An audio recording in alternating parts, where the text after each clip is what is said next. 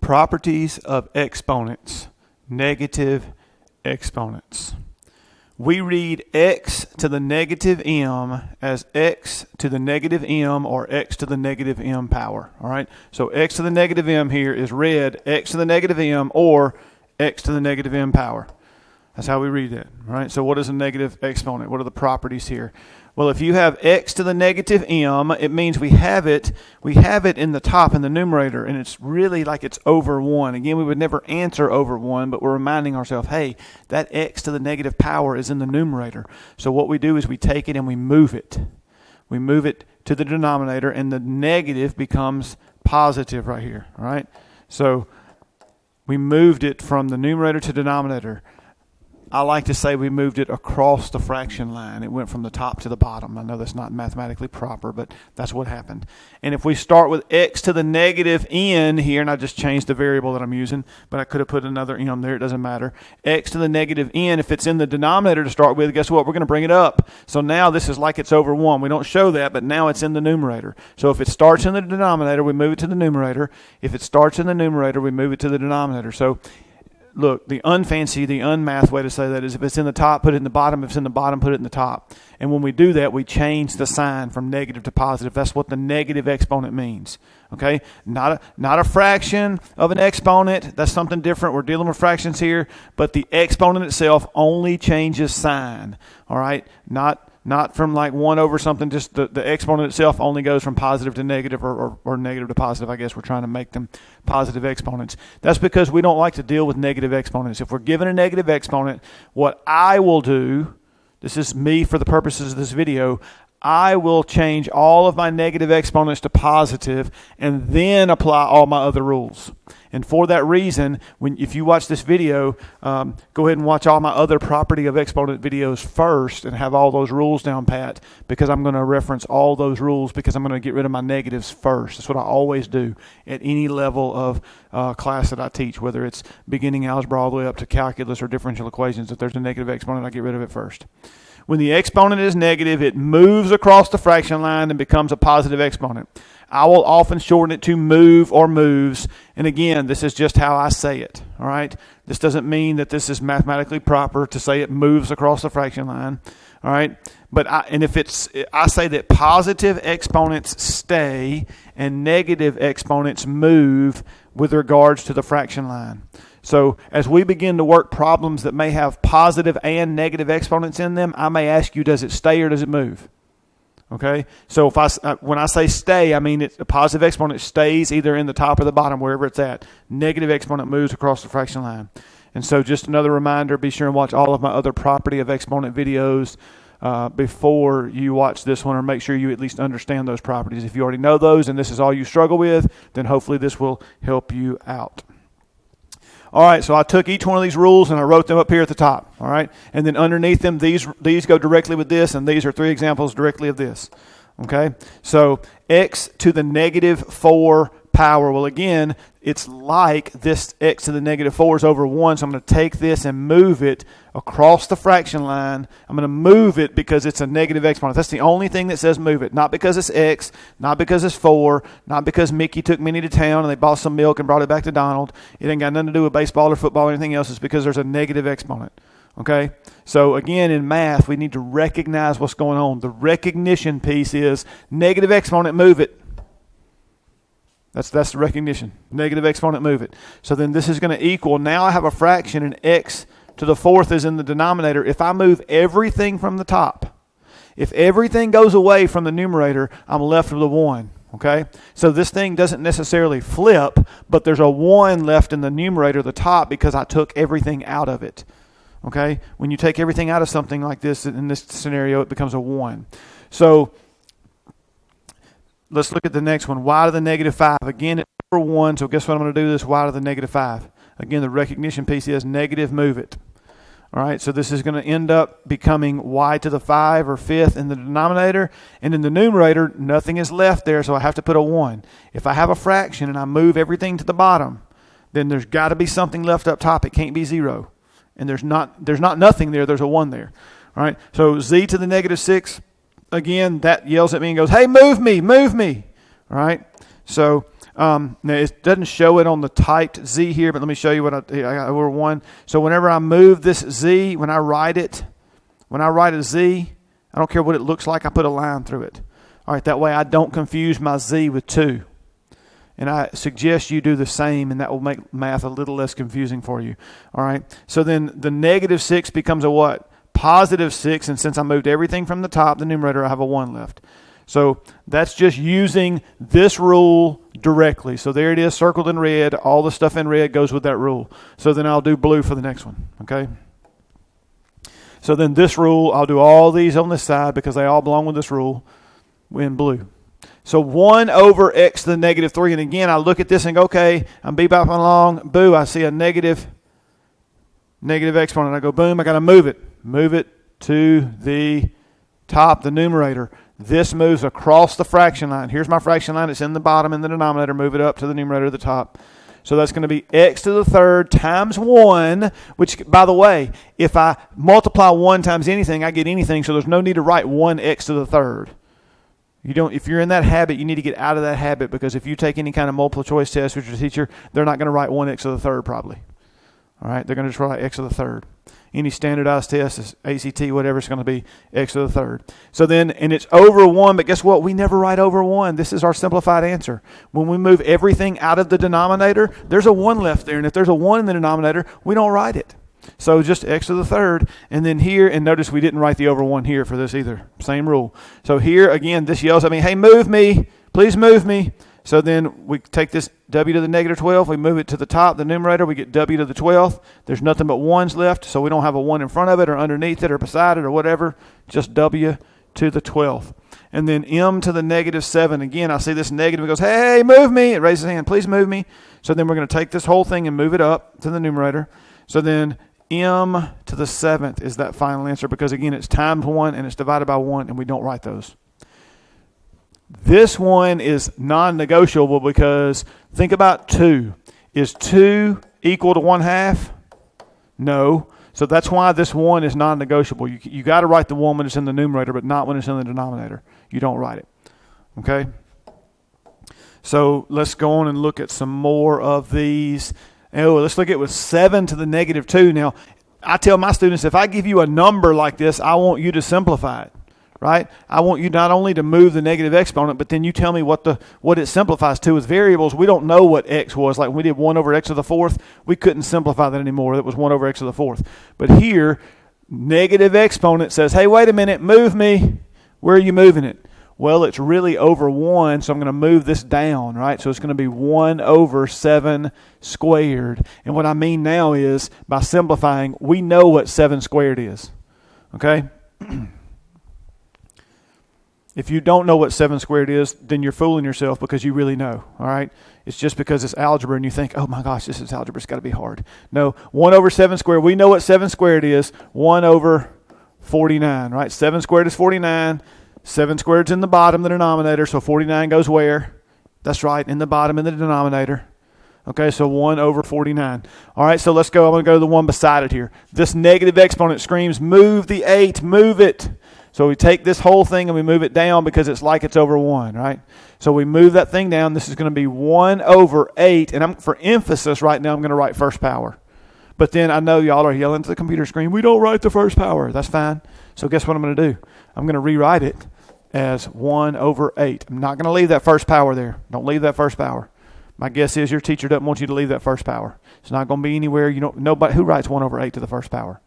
Nobody. I only wrote that for emphasis because my negative 1 changed to a positive 1. And I'm just emphasizing that point right now. If you can skip that step, that's fine. But again, why are you watching these videos? Probably because you struggle with algebra and you need some help. You're probably not just sitting around for fun going, oh, let me watch math videos, because nobody does that. Okay? So here you probably need, show the steps. It's always good to show the steps. You're probably taking a test. It probably matters. You're probably being graded on it. Show the steps. 4 to the minus 3. That negative exponent says, hey, move me up to the top, to the numerator. So this is going to be 4 to the positive 3 power. And again, that's directly the rule. These first 3 are what I call rule problems. I always have rule problems on my test every single time. Every rule I ever teach, I put a rule problem on the test. And I mean literally 1 over 4 to the negative 3 or something like that, so that it's just, do you know the rule? And then I mix it up with other things, but do you know the rule? So here, 4 to the third is going to be 4 times 4 is 16 times 4 is 64. You need to know your cubes, okay? You need to know your cubes. 4 cubed is 64. And then we get to the next one. Whew. Look, this does not mean flip it. Each one of these things is individual, so we have to look at this and ask ourselves, do we move it or does it stay? We move it because of that negative. So we're going to take this 3 to the negative 3 and move it down, so it's going to become 3 to the third in the denominator, okay? And then, do I move the 5 or do I leave it? Does it stay or does it move? Well, it moves because of that negative. So we're going to take this 5 to the negative 2. We're going to move it up. So it's going to become 5 squared. And don't stop there, y'all. You know what 5 squared is and 3 cubed. Okay? Even if you have to get something out of the calculator and key it in, or you know what this is. 5 squared is what? 25. And 3 cubed is 3 times 3 is 9. Times 3 is 27. And then, if you have a number over a number, don't just stop there. See if it simplifies more, if it divides out, if there's a common factor. In this case, there is not. 25 over 27 is as simple as it gets, so that's where we can leave it, okay? But there are problems, okay, that simplify there. In fact, the book that I currently teach out of, as I recorded this video, has problems in it that I even do in class where that simplifies.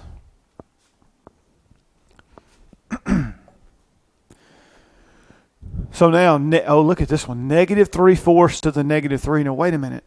I'm supposed to take this whole thing and move it down? Well, look, if it's a parenthesis to a power and my parenthesis is a fraction, what does a negative exponent mean? A negative exponent means if it's in the top, put it in the bottom. If it's in the bottom, put it in the top. So if I have an entire fraction to a negative exponent, that means this negative exponent is applied to that entire fraction. This is where I take the reciprocal and that's the fancy word for what? Flip it. This is where I flip it. Not the problem before. The problem before, the 3 and the 5 individually moved. Here, the 3/4 is going to flip because that negative 3 exponent. So I told you at the beginning of this video that I get rid of the negatives first. Always. So the way that I get rid of this negative is I say this is now 4/3 to the positive 3 power. All I do is change that from negative to positive and then flip this.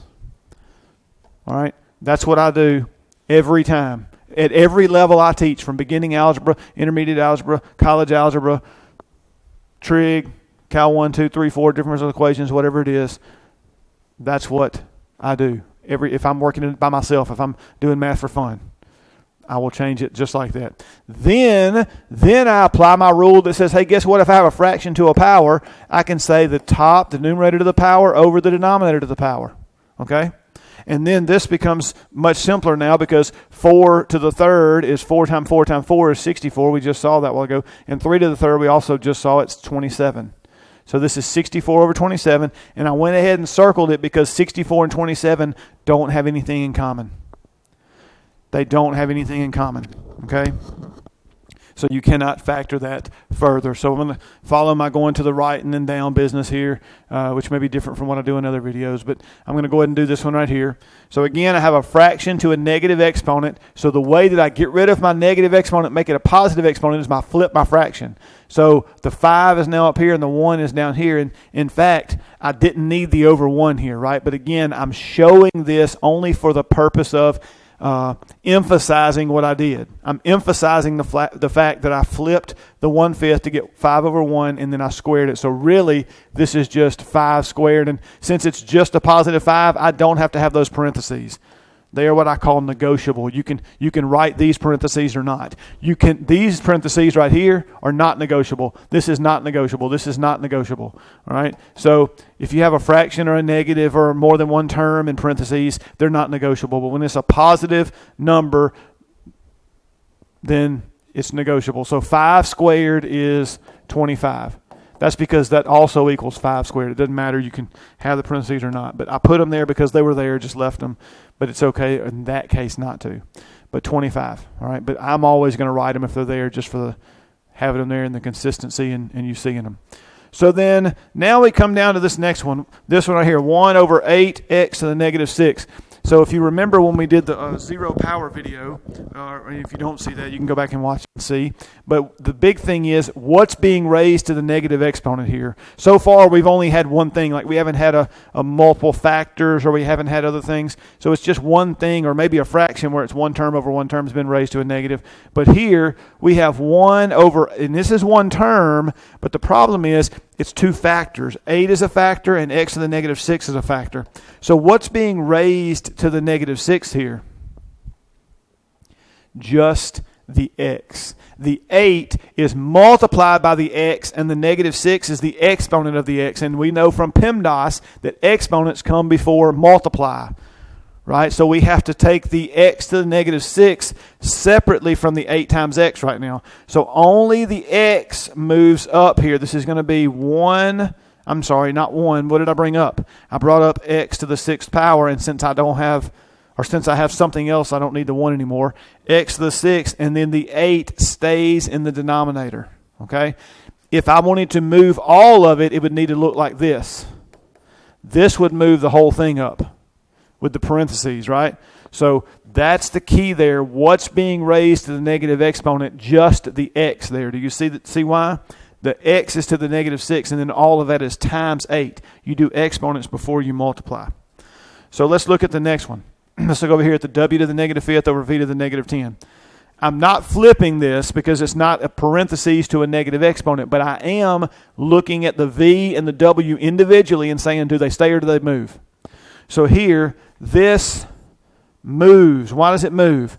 Because it is a negative exponent. This also moves. It's a negative exponent. So the w to the what in the denominator? A positive 5. When I move it across the fraction line, it changes from negative to positive. That's why I move it. And then this is v to the positive 10. Can I divide this 5 and 10 out? You better tell me no. If it was just the number 10 over the number 5, yes. But when they're powers of different variables, you can't do anything with that. So we're done here. V to the 10th over W to the 5th. There's nothing else to simplify there. That was simply, hey, just move the two variables individually. So let's look at some more of these. Here we go. We got P to the 4 over P to the negative 3. So here I have a P to the 4th by itself and a P to the negative 3 by itself. Does this move or stay? It stays. I know we're talking about negative exponents, but that 4 is not negative. That's the key that tells me to move it. That 4 is positive, so guess what? It stays right where it's at. It stays at home. Right? So this one here, why do I move that up? Because of that minus. The P to the negative 3 moves across the fraction line. It's in the bottom, so if it's got to end up where? In the top, and that 3 becomes positive. So when I have this is going to be a P to the 4th and a P to the 3rd, and do I have a fraction anymore? No, it's over 1. Do I ever write over 1? No. No, I got rid of my fraction. The only thing that wasn't 1 in my denominator came up to the top, the numerator, so I no longer have a fraction. That's glorious. So now my rule is, right, and I have a video for this, multiplying like bases. All right? So here, what do I do when I multiply like bases? I add the exponents, P to the 4 plus 3. So this is going to be P to the 7. P to the 7. So that thing simplifies to P to the 7th power. So in continuing my theme of going right, before I go down, I'm going to look at this one. Again, I have two x's. I have this one and this one. So individually, let's take them. And so what does this one move or stay? It moves. So this is like it's over 1. So now I have x to the 13th in the denominator or the bottom. What about the x to the 4th? Does it stay or does it move? It stays. See, it's a positive exponent. It stays put. So then x to the 4th stays in the numerator. And now I have x to the 4th divided by x to the 13th. Okay? And how do I divide like bases? I have a video for that as well. I subtract the exponents. And the way that I do it, I don't do 4 minus 13 like the rule says. I do 13 minus 4, which is, and then I put it where the larger power is. And if I take everything off the top, there's a 1. So I say 13 minus 4 is 9. I have 9 x's left over, or x to the 9th, and they're left over in the bottom in the denominator because 13 is bigger than 4. I don't get caught up in doing, 4 minus 13, well, it's negative, move it. That's too many steps. Although that's what the book that I currently teach out of, and actually I think every book I've ever taught out of does that. I don't think I've had a book that does it the way I do it. right? I look at it and go, where are the x's left over? Here, the x's are left over in the bottom, the denominator, because 13 is bigger than 4. Wherever the biggest power is where they're left over. Right? If you start trying to do negative exponents, you get all confused. We're doing negative exponents here. I move them, get rid of them. I don't want to reintroduce them to my problem. I want to get rid of them. So once I get rid of them, I don't bring them back into the problem, not unless I have to. And I can't think of when I would have to.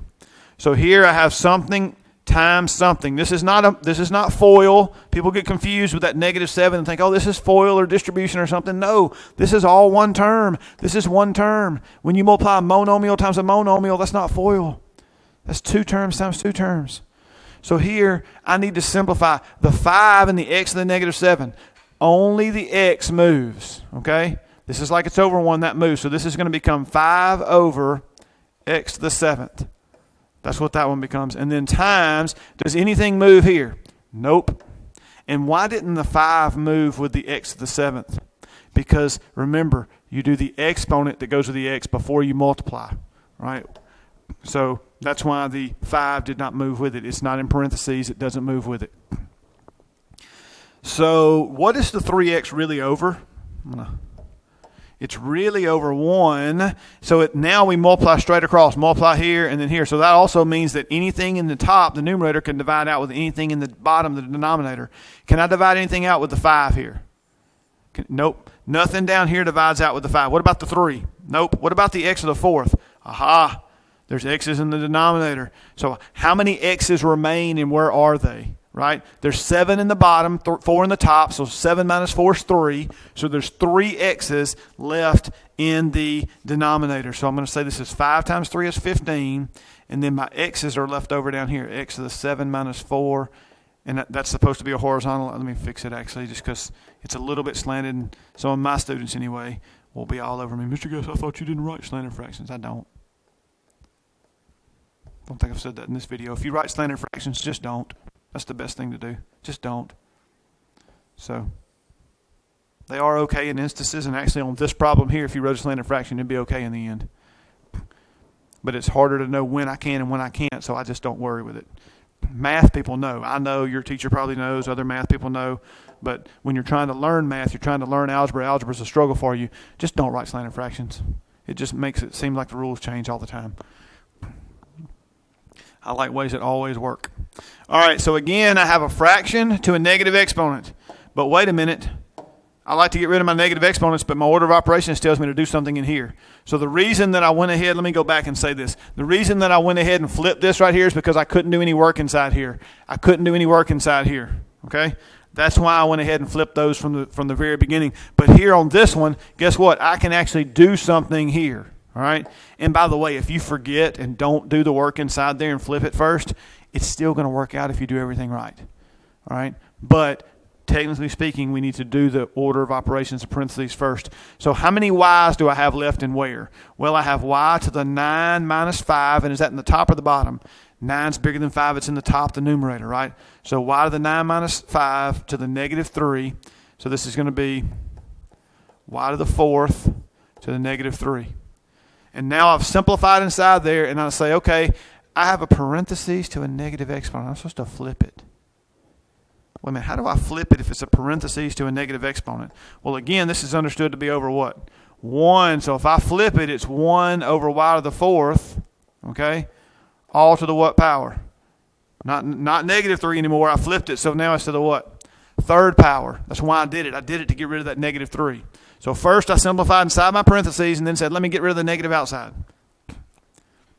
And by the way, we could have negative exponents inside the parentheses that we need to get rid of first and then outside. Okay, this is not the way the book does it that I teach out of now, or any book actually that I can ever remember teaching out of. But it's the way I do it. I like to get rid of the negatives when the time comes. And what I mean is the time came, I got to the outside of the parentheses. That's when the time came. So now I have 1 to the 3rd over y to the 4th to the 3rd. Again, this is raising a fraction to a power. I actually have a video for that as well. So if that gives you pause here why I did that, go watch the video of raising a fraction to a power. And then 1 to the 3rd power is 1 times 1 times 1 is 1. And then y to the 4th to the 3rd is a power to a power. That means we multiply the 4 times the 3. So that's going to be 1 over y to the 12th. And if that gives you pause on a power to a power, I have a video for that as well too. Look at the properties of exponents, power to a power. All right. So we've got these done. Let's look at some more of these. Let's keep looking at these. We've got several more I want to do here. Just keep looking at these negative exponents.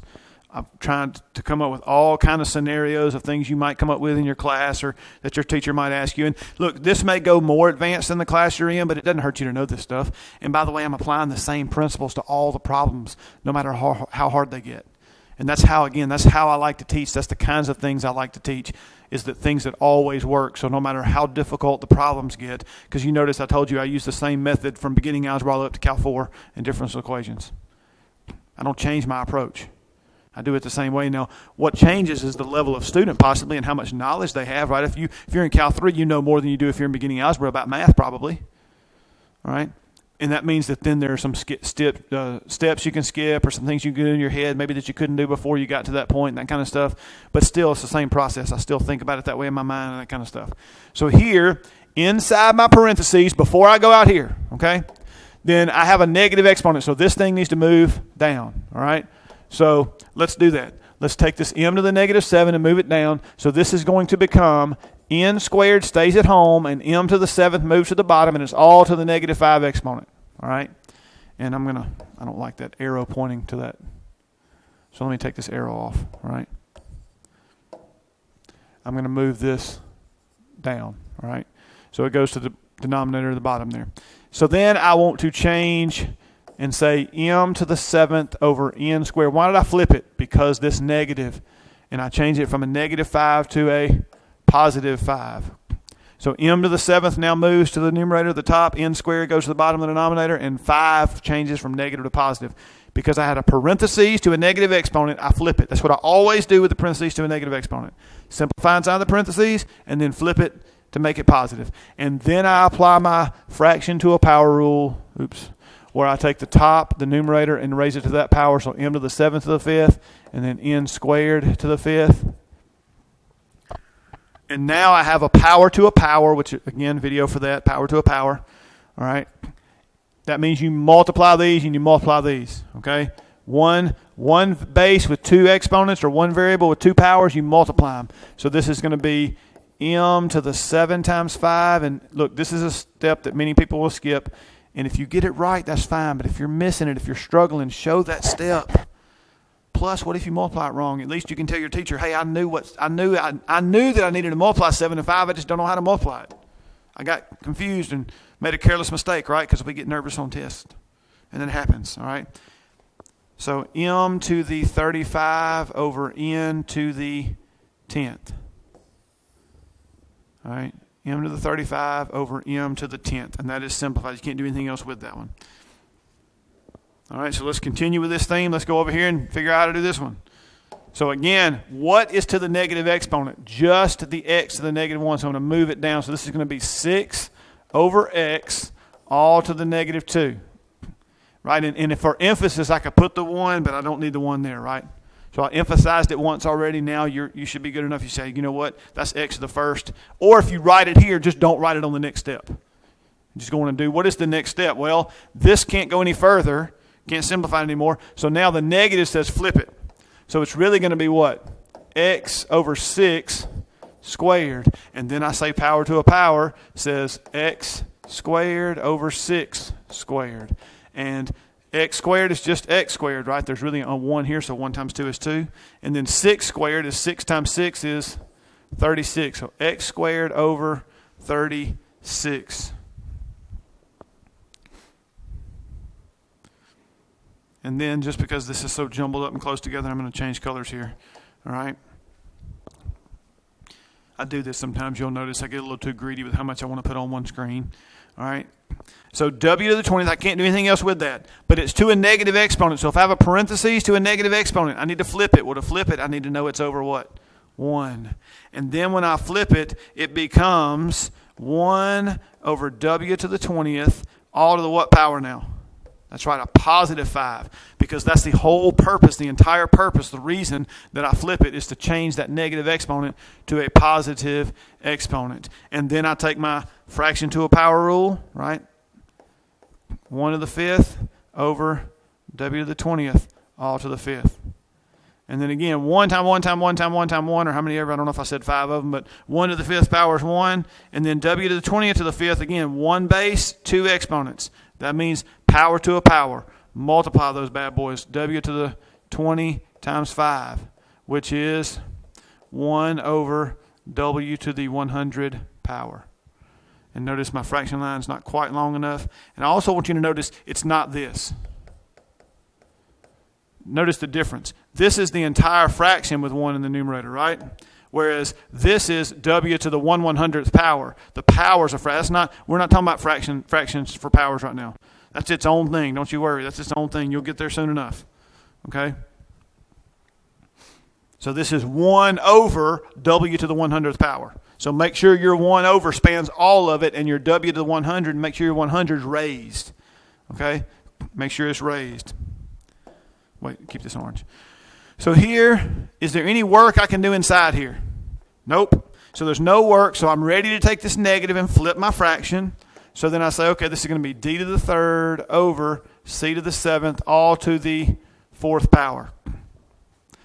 And now, again, we already said there's no work to be done in here, so now we're ready to do our fraction to a power business where we say d to the 3rd to the 4th, the numerator to the power, and then c to the 7th, the denominator to the same power.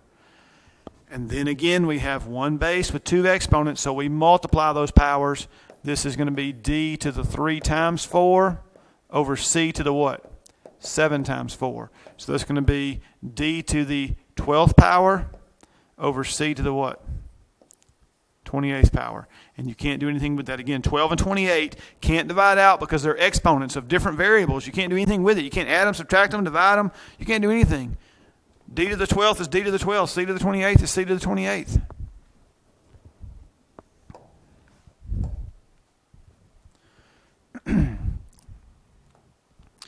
All right, so now we're going to get a little bigger here. All right, these last three, especially if you're in a some sort of algebra 1 in high school, or if you're in a beginning algebra, or even possibly intermediate algebra, you may or may not come across some of these in your class, and that's okay. Again, the concepts are there; they're the same concepts. They could even get more difficult than these two or the one on the next page. Okay, but these last three are a little bit more advanced. But I didn't want to do a whole new video for them. Just same topics, the same thing we do works for these. Even when I do advanced videos, the same things work, right? Just a lot more difficult problems here. These are a little bit more intense, okay? So here we have 3x to the 10th, y to the 8th, w to the negative 2, over 9x cubed, y to the negative 1, w to the 9th. So how many terms are there? That's the first thing we need to identify. How many terms are there? Well, this is all one term, and this is all one term. These minus signs are part of powers. They don't separate the terms. Remember, plus signs and minus signs separate terms, but not when they're part of powers, okay? And not when that leading coefficient's a negative. Like if this 3 was a negative, that wouldn't separate the term. That would just be the first part of the term. The coefficient would be negative. So when it's one term over one term, okay, then we worry about the factors. We have actually 4 factors. 3, x, 10, y, 8, and w to the negative 2. 4 factors down here, okay? We have 4 factors in both places. So right there on that, when we have 4 factors in each, we can take since they're one term over one term, we can divide out individual factors that are similar. So what I mean is we can just look at the 3 over 9 and say, hey, does anything happen with that? Well, sure. 3 goes into both of them, 1 time and 3 times. So what I'm going to do is come out here and kind of keep up with it. 1 and 3. And I'm going to put it all in parentheses now, even though it doesn't have to be, just to make things kind of separate and go, okay, this is what I'm doing here. And then I look at my x's. Do I need to move either one of my x's, meaning do I have any negative exponents to move? And the answer is no, I don't. So then I can go straight to how many x's are left and where are they? Well, 10 is bigger than 3, so they're in the top, and it's going to be 10 minus 3 of them, okay? And I'll come back and simplify that in a minute. But again, I'm going to put it in parentheses and say it's 1 times that times whatever else is in the numerator and that kind of thing. What about my y's? Do I need to move anything? Yes, I have this one moves. So it's going to be a y up here. And then this one stays at home. Don't move it. So y to the 8th stays in the top of the numerator. Excuse me, I had to cough. All right, so y to the 8th stays in the numerator. What about my w's? Well, look, this w to the negative 2 moves down here. So this is going to be w squared. And then this one stays at home. It's positive. So then the w to the 9th stays down here. So I did a bunch of parentheses there. Again, they didn't have to be there, but I'm just kind of saying, hey, this stuff's all multiplied together. Since I have other stuff up top here, I got other stuff over here, I don't need the 1 anymore, okay? So I'm going to not worry about the 1. I'm going to come out here and say this is going to be x to the what power? 7, and then I have y to the 1 plus 8. Because again, multiplying two bases, each with their own power, you add the powers, and there's understood 1 there, okay? So when you multiply like bases, okay, multiply like bases, have a video for that. Then if you need help with that, you add the exponents. And then in the denominator, I have a 3, and then w, again, I have like bases, so I'm adding the 2 and the 9. All right, so it's going to be 2 plus 9. And so finally, my final answer here is x to the 7th, y to the 9th, over 3, w to the 11th. All right. So the 3 is in the denominator, then I have an x to the 7th, I have a y to the 9th in the numerator, and then a w to the 11th in the denominator. All right, so I showed all the different steps there. Some of those steps, some of you can get good enough at this, you can do some of it in your head, and that's fine. But again, if you start making mistakes in your head, because look, when you're looking at the computer doing homework, or if you're writing down on a piece of paper doing homework, or if you're doing it at your desk at school or at your table at the house, or in your room at your house or whatever, and there's no pressure, you can do it. And practice makes perfect, by the way. The more you practice, the better you get. But when you're on a test and you get freaked out a little bit and you're kind of nervous and stressed and you're timed, sometimes the mind doesn't work the same way. So, be careful about doing things in your head. Maybe it pays off to write it. And you only know that if you take tests. Once you take tests, if you start making mistakes that you don't normally make on tests, then maybe the next time you take a test, you say, you know what, I'm going to write these steps down. Because last time it didn't work out so well for me. You know what it's called if you don't do that? Insanity. That's the definition. Doing the same thing over again and expecting a different result. So if you're missing the problems on the test, try something different. Maybe try showing steps. Just trying to help you out here, okay? So then here, c to the 15th, d to the 7th, over c to the 18th, d to the negative 3. So again, how many terms? One term over one term. But wait a minute, how many factors? Well, 2 factors and 2 factors. So now, since it's one term over one term, I can take the factors that are similar, if they're even there, and take them separately. So how many c's remain and where? Well, if I look at this, 18 is bigger than 15, so c to the 18 minus 15 is down here in the denominator. All right? And then what about d's? Well, look, I have to move this one up. So the d to the 3rd moves up here, and then the d to the 7th stays up top. Right, it stays. This doesn't go anywhere because it's a positive exponent. So then we come back and say, okay, the rule for multiplying like bases is adding the exponents. And it doesn't matter if the 2 d's are in the numerator, the top like this, or like these w's were in the denominator on the problem before, but we still added the exponents because they're in the same place. Sometimes students get confused. I said in the bottom we subtract. No. If they're in the same place on the fraction, add them. In different places, you subtract. So then here, this is going to be c to the 18 minus 15 is 3. The only thing I have left to do is add these together. That's going to be d to the what? 10th over c to the 3rd. And notice I don't have a slanted fraction here. It's horizontal, and it wouldn't necessarily be wrong here, but there also is no doubt that's d to the 10th power and c to the 3rd power, not c times 3 or anything like that. All right? And so then I have one more of these, sort of big dog here. This is a parenthesis to a negative exponent. And inside my parenthesis, I have a lot of work I can do here. This is actually very similar to the last 2 problems I just did. Got to simplify them. And then after I do all those steps of simplifying, then I go to that negative 2 on the outside. So again, I have one term over one term. So since I have that, I can look at the 8 over 12 and say what goes into both 8 and 12. And if you say 2, that's fine. Then that means you'll get 4 over 6, and then again another 2 will come out. But if you say, wait a minute, 4 goes into it, that's the biggest one. Let's try to take the biggest one out. 4 goes into 8 twice, and it goes into 12 3 times. So I'm going to, I guess I'll keep one across here. This is going to be 2 over 3, and then to the negative 2. And I guess to continue with my theme, I'll put parentheses in here, even though I have even more parentheses on the outside, but that's okay. Same deal that I was doing before. What about the c's? Well, here's a negative, so this whole term has to do what? Move up. So the c squared is moving up here, and c to the 7th stays up there, right? This doesn't move, it's positive. And what about my d's? Well, 12 is bigger than 4, so they're going to be left over where? In the bottom, the denominator. So we're going to have d to the 12 minus 4.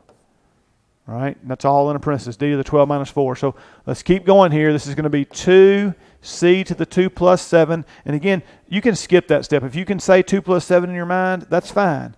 And then 3d to the 8th. This is all to the negative 2. And I have one more thing I need to do before I'm ready to go outside to that negative 2. So this is going to be 2c to the 9th over 3d to the 8th, all to the negative 2 exponent. And finally, I can't do anything else in here. And I've shown all the steps. It took, 3-4 steps to get there?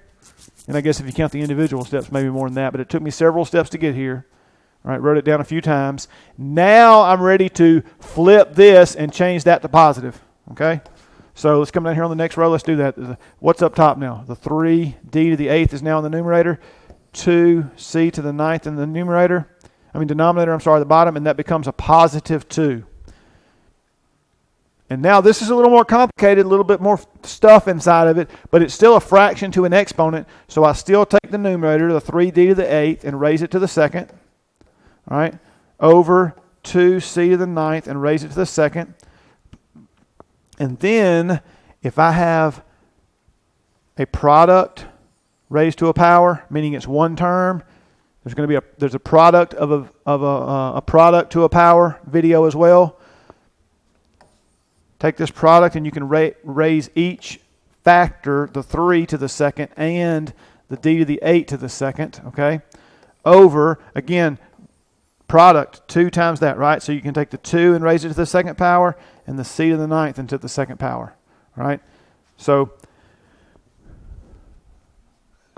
sometimes when I'm teaching, I talk to my students and I combine the two rules. I say, look, let's use our fraction and our product rule and go straight from here to here and raise everything to the 2nd power, every factor in the top and the bottom, the numerator and denominator.